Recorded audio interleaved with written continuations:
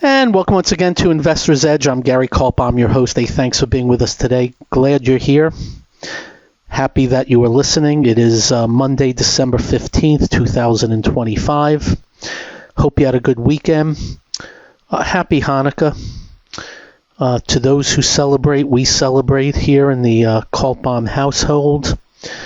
But not a lot of celebration at this moment. I'm going to be a little bit on the personal side at the beginning of our show today. There are many of you who have been listening to our show for a very long time. We've had a lot of stations come and go. We have a pretty good audience podcast-wise. We're going to be marketing the hell out of it going forward. As you know, it's been a very rough year for the family.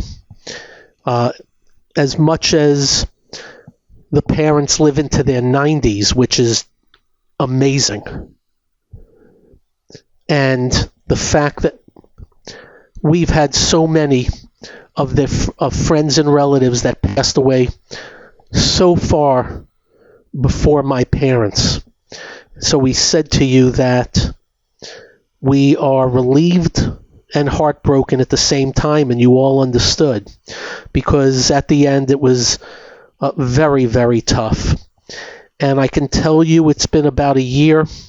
For the mom, it has not been a year. It has not been a year for the dad. And you just don't forget. It stays with you. Everything reminds you of. But you wake up every morning and you do your thing, for a lack of a better way of putting it. But there are other things that we have going in our lives. On the joyous side, became a grandparent and just have a terrific family. We love what we do.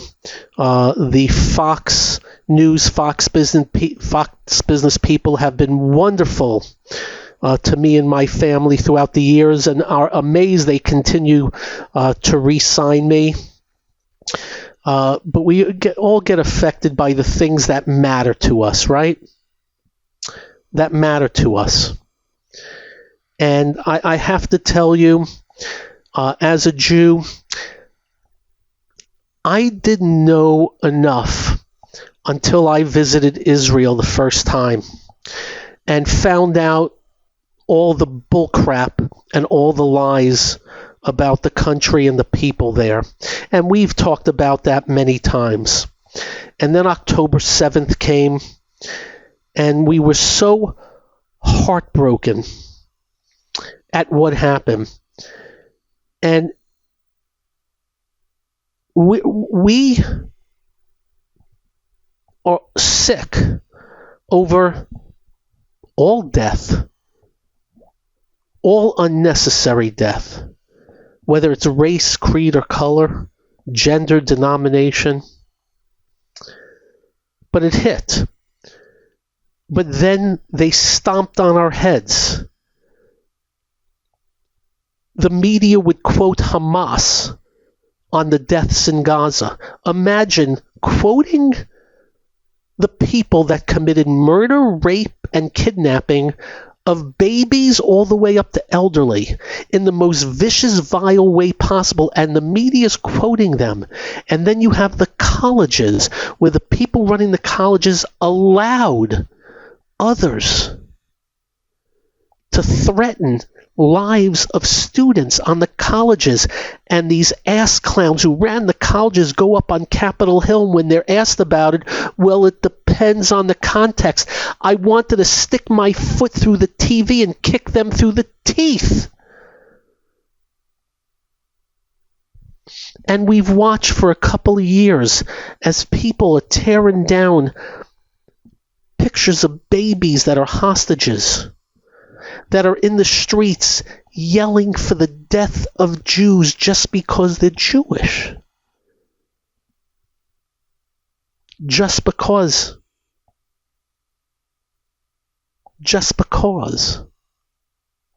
And then we watch videos. As you know, we watch videos. And for the past year or two, I've been watching Australia, video after video of people in the streets calling for the death of Jews. And the government doesn't do a frickin' thing about it.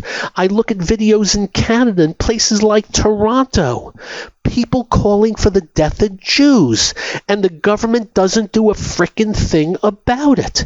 In France, that is now overrun. In other countries in Europe, and not a frickin' thing's done about it.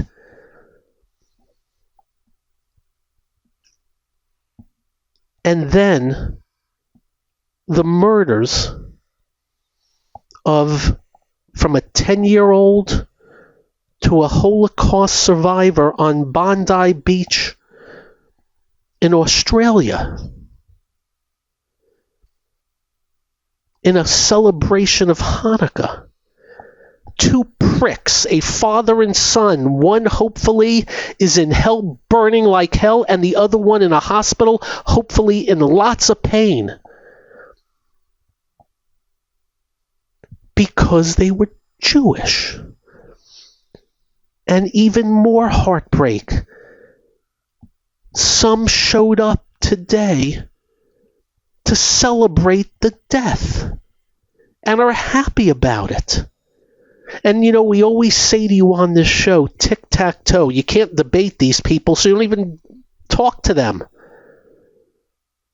And I've watched video of people trying to even reason with them, and they curse you out and just say death, death, death. And you think, what's in the minds of these people? And you're back to tic-tac-toe. And a couple of months back, I was at a bar mitzvah in New York City. 2 people packing security, and I'm pretty sure there was one plain clothes at a temple. They destroyed a big temple in Australia a while back. They did nothing. The head of Australia was warned about it. You know what he did after this happened? Not only does he say anti-Semitism, white supremacy. Meaning Jews. They're stopping the New Year's and Christmas celebrations in Germany and France and Paris. Ain't because of the Jews. So I have to tell you, I'm heartbroken on 2 fronts. The murders, the reactions. Fortunately, the pricks, the scumbags, are in the minority. Unfortunately, they're out front and center. We await to see what some of these governments are going to do about the threats. Today in New York City, there's videos of people calling for the death of America. By the way, they're not just after Jews. They're after all Western culture. They want a takeover.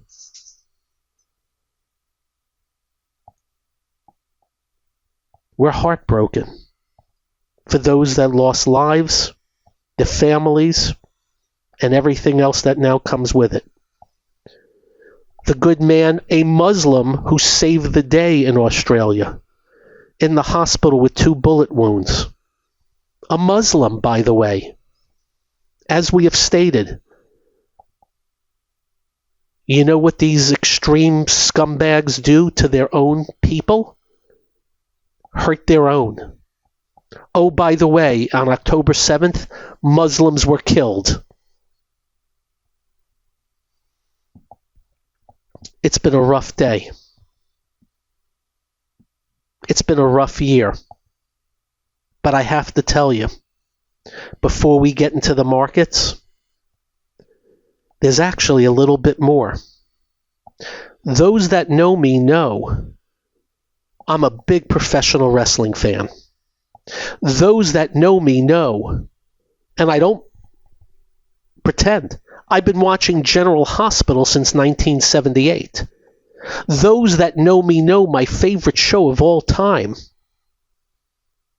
is All in the Family. And in one fell swoop, Rob Reiner is murdered by his son, and Tony Geary, Luke Spencer of General Hospital, passes away. Up next, we'll put a bow tie on it, hit the markets and everything else. This is the one and only Investor's Edge. So, my family's favorite show was All in the Family. We watched it every week. I've been watching ever since. They have it on once a week on this channel here. They put 3 shows together.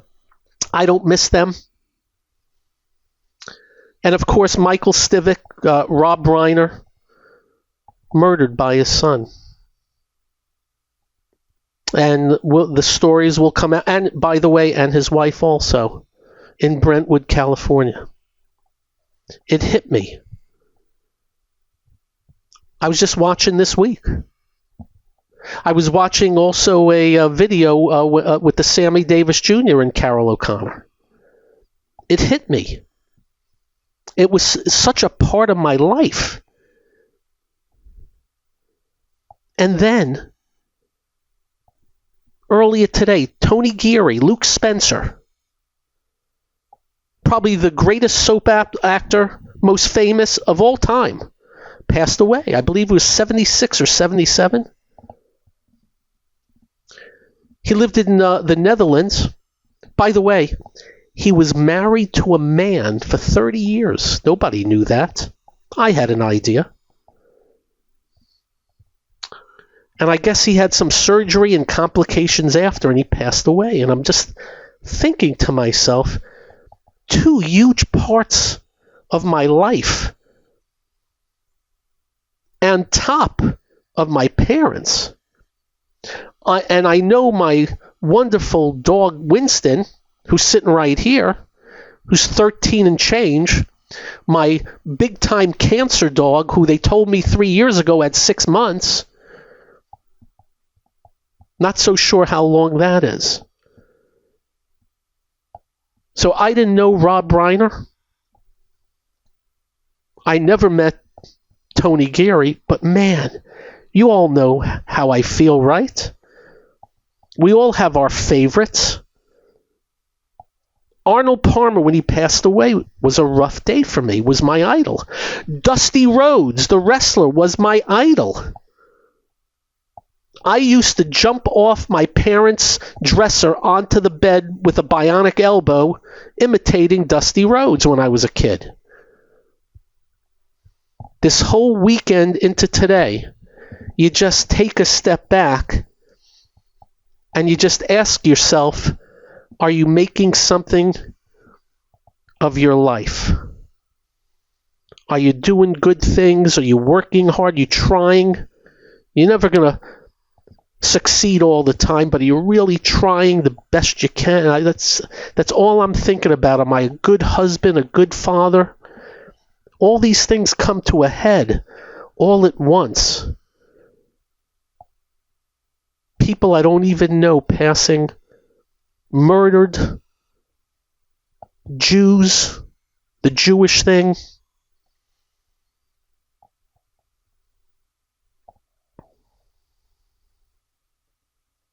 I don't drink. I'm on 3 drinks this year, by the way. Beating last year, that was 5. I'll beat 5 this year because I'm going to be in the city and I'm going to take my son to, I'll be there for Christmas. Have a nice dinner. I'm just letting you all know how I felt today. Hope you don't mind. And we're just letting you know, from my family to yours, we're wishing you all the best. We're wishing you good health, good happiness, and the best of everything. I'm almost in a speechless thought process today, trying to put everything together. First thing I did when I saw what happened on Bondi Beach. I thought it was Bondi Beach. It's Bondi. I got a hold of my rabbi to see if he was doing okay.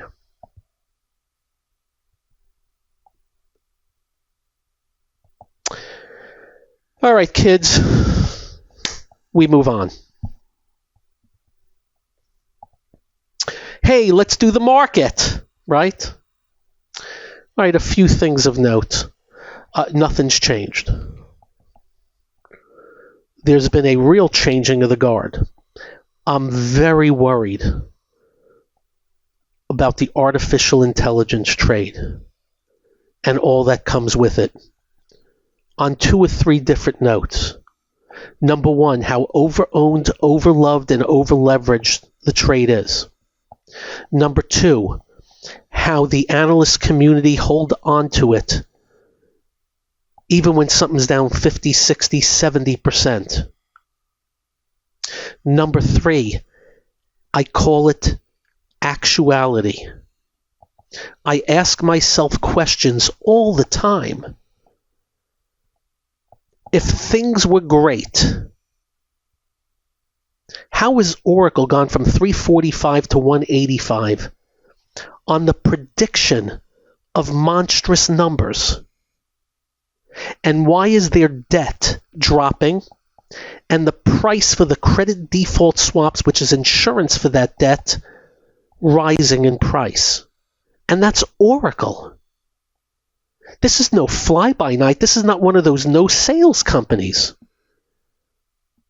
CoreWeave, why is that down 60-some-odd%? They've told us it's the end-all, be-all. And their bonds are getting hit. And then a crapload of other names supposedly having to do with artificial intelligence getting smoked. Broadcom, the latest. Broadcom was down another $20 today. Broadcom has gone from earnings 406 to 339 off of earnings.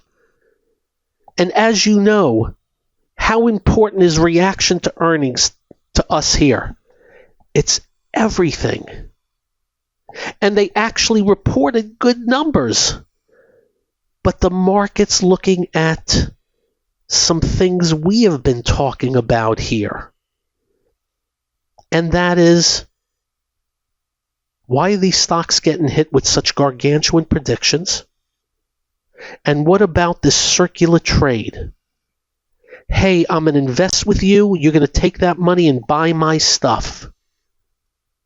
And we're just wondering if the market, well, we're not even wondering, we know. The market is selling it down. And I think this is very important. I have to tell you personally, we own no technology stocks. None. We still have a little semiconductor component. We're still up on it, but not so sure we're going to stick with it. They just got Broadcom. Up next, what else are they getting? And what's good? This is the one and only Investor's Edge. So, we just asked questions. Why is Oracle crashing on big numbers? Broadcom on good numbers, just getting belted. ARM Holdings, crushed. AMD, breaking down. Taiwan Semiconductor, breaking the 50-day today. These are all artificial intelligence. Credo, blasted. CoreWeave, Circle Internet, whatever the hell that's called. Supermicro, destroyed. We were all told these are all artificial intelligence plays. Microsoft, very weak. NVIDIA, holding on to the ledge. So today the Dow is only down 41, but the NASDAQ 137, NASDAQ 100, 129. By the way, we don't own the Qs. We bought the Qs right when we bought the SPYs, late April. We're still in the SPYs. We don't own the Qs. Why? just everything we're telling you. So we're wary. And not to mention, they're busting down the software security like CrowdStrike, Zscaler, Palo Alto Networks, blasted. Netflix and Spotify, blasted. SoftBank, hit. Uber and Lyft, kicked in the teeth. Do you know how many analysts have been bullish on Uber? All of them. Lesser names on our left screen. ServiceNow down $100 today. Workday near new yearly lows. HubSpot near new yearly lows. They're all of note. Also, we warned you about the no sales stuff. They're cramming them. We've told you that's nuclear, quantum, drones, rare earth, crypto mining. Speaking of crypto, blasted again today. Led my MicroStrategy, which we warned you about. It's gone from 457 to 162, down another 14 today. And the CEO's on TV, everything's fine. Imagine your stock since July is down 230. 457, that's 200, 650. I'm adding up the numbers, by the way. Oh, that's 300. My bad. 300 on 457. Down 68% since July, and you're on TV telling everybody everything's okay. Oh, by the way, you know what your business is? We buy Bitcoin. So we're just warning you on these areas. They worsen today. And you should be careful. I'm not seeing much good. On the other end, small caps and mid caps, they were down today, but pretty decent relative strength. We'll let you know if they break them down. The big banks, great relative strength. The regionals, fine. European banks, foreign banks, good shape. Eli Lilly after dropping 10 days in a row, nice. Booking Holdings and Expedia. Expedia is near new yearly highs, good. Retail, I don't have much complaint. There's still plenty of retail in bear markets, but I got to tell you, American Eagle Outfitters, Boot Barn, Five Below, Ralph Lauren, Ross Stores, TJ Maxx, Urban Outfitters, Dollar Tree, Dollar General, Tapestry, Victoria's Secrets, finally got it right. They're all acting pretty good. Don't know if they have the earnings power or the oomph, but they're acting fine. Better action in the transports, insurance stocks. These were all areas we were telling you to avoid for a long while. Changing of the guard going on. And I got to tell you, we were taught by O'Neill years ago, when they come after the big growth names, look out. So far, they're coming after the big growth names, but the market has floated elsewhere. May I state for the record, it better keep floating elsewhere. Because technology's on the iffy side now. And if they take NVIDIA out of below 170, it'll worsen. That's not a prediction. It's an if. What else? Japan, their new yearly highs, but China breaking down. Interesting. China stocks really breaking down. Especially the higher beta ones. Go look at the FXI versus the KWEB. You'll see what we're seeing. Alibaba on the verge of real JD and FUTU smoked. So we're just letting you know, a lot of jello moving on the plate. Gold, silver stronger than gold. Actually much stronger than gold right now. But gold, fine. Gold miners, fine. See what we're doing here? Very, very split and mixed tape. I must tell you, I wish it was the other way around. I would rather have the growth leading and the stuff lagging. Right now, it is the opposite as we head into what's supposed to be seasonally strong. Well, maybe it'll be seasonally strong for some areas, certainly not for others. 10-year yield down 0.12 was down 0.32. We do not want to see the 10-year move above 4.2%, ladies and gentlemen. Just letting you know. We like calm and quiet yields. We love calm and quiet oil prices, which, by the way, again, we're down today because of, we're hearing, Russia and Ukraine may come to something. Don't know if that's going to occur. Don't know if Ukraine is going to give up land. They shouldn't. Imagine being attacked and then giving up land. That's nuts. But we don't run the joint. And I do believe the president's putting pressure on Mr. Zelensky. So we're going to be watching oil prices and watching yields very, very closely.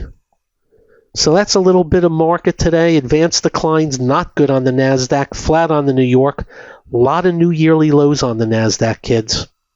Much better tone on the New York because, as I've said, got a little changing of the guard. Got a little changing of the guard. We're going to be very focused in the days ahead. This ain't no hill for a climber underneath the surface. A lot of damage being done in some very favored names. And again, over-owned, over-leveraged. Looks like they were overpriced. And institutions are voting not the right way. And as always, if anything changes, we'll let you know. But my screen is beet red in the growth/tech arena. And this is unfortunate. We have economic numbers this week. We had to wait for it. I believe we have some job numbers, some other crap coming out, but that's all past. Not sweating it. Market looks forward, and we'll see how it plays out. We're just a little bit more close to the vest and a little more lower beta.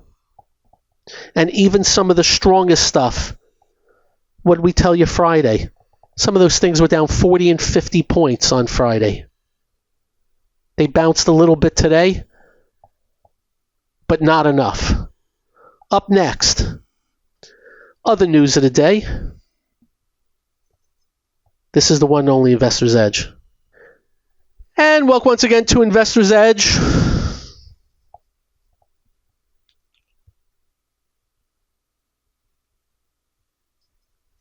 Thanks for indulging me at the beginning of the show.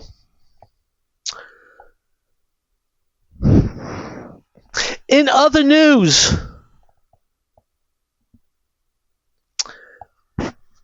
my father, in case you don't know, was a retail genius. He ended up running all of the NBC stores at one time, was big at Woolworths, started at the very bottom and worked his way up.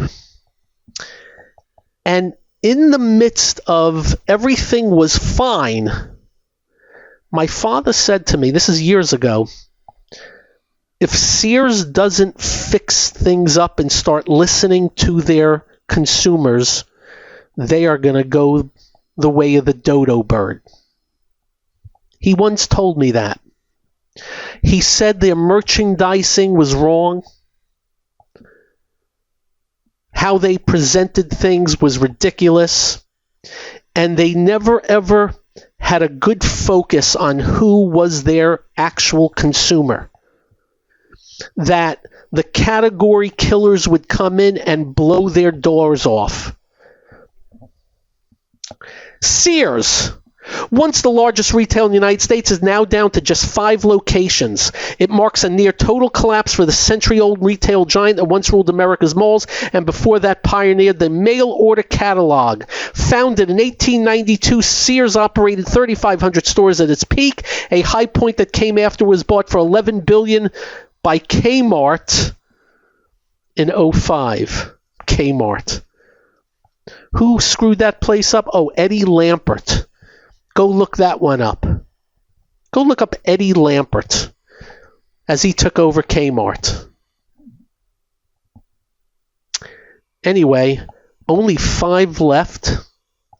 They filed for bankruptcy in 2018. They have 5 locations, 1 in California, 1 in Texas, 1 in Massachusetts. They have 2 in Florida. I have no idea where. They used to have one in the mall where I lived, and no more. Interesting, huh? Isn't it interesting how a Kmart sells the same things as Walmart and Kmart goes bye-bye? Walmart is thriving. Interesting how that works, huh? You focus on your client. When you stop focusing on your client, you're going to be in trouble. And I saw that, and I remembered my father, because he told me that. And he even, I don't remember exactly the explanation, he goes, go into the store, and you will see a hodgepodge and not understand who they're selling to. And I believe he said something, imagine you walked into a candy store and they're trying to sell you sneakers. They could never figure it out. Hey, in the news,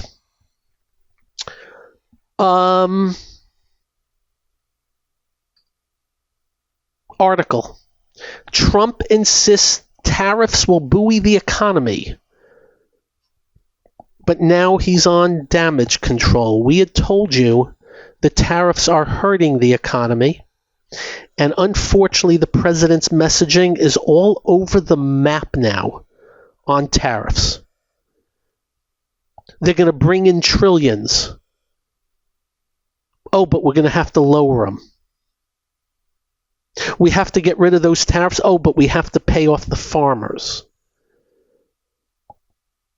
I'd be a great advisor to the president if he would listen to me.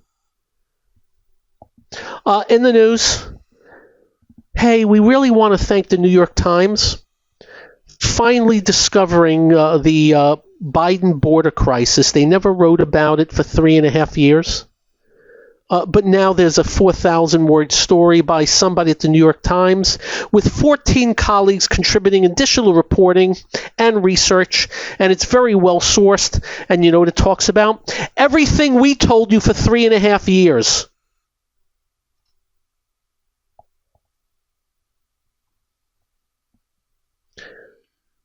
We trust the media not.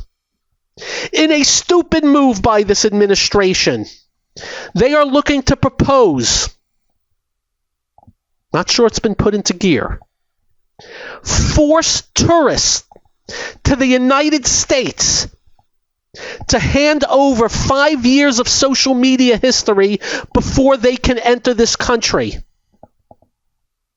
In case you don't know, tourism is very much down already because of immigration. But this, well, let me tell you what happens. Number one, this country will get the middle finger from many foreigners thinking about coming here. You know what the other part of the equation is? They may do the same to us. And do you know what pain in the arse that would be? 5 years of social media? Now, I can understand. I get it. Control the border. Be careful about who comes in. Stop! I don't know if you know it, the president already put a ban on people emigrating here from, about 8 or 9 African countries recently. Did you see that? He put a ban. The day of the murder, he put a ban on. I disagree with that too. I'm not into the blanket policy, but I don't run the joint. Anyway, stupid idea. I don't know if it's going to be put in place. I know they're putting it out there, kind of like the 50-year mortgage, which went by the dodo bird. In other news, did you know there was a bull market in sneakers? I really didn't. Well, just letting you know, the sneaker market is crashing also now.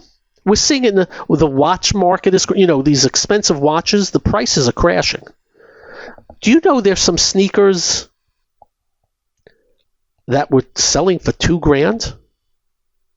Anyway, they're like $800 now, and then you get the point. There's a bunch of that going on. Ladies and gentlemen, be careful about price. Bubbles are bad if you're buying on the highs. Hey, that all said, happy Hanukkah. You have a great evening. Drive carefully. And when you get home, do like we do. Quite simple. Make sure you hug your family and hug your children. They will feel better. You will feel better. I promise. Stay well. Be well. We're thinking of you. Peace out all. Good night.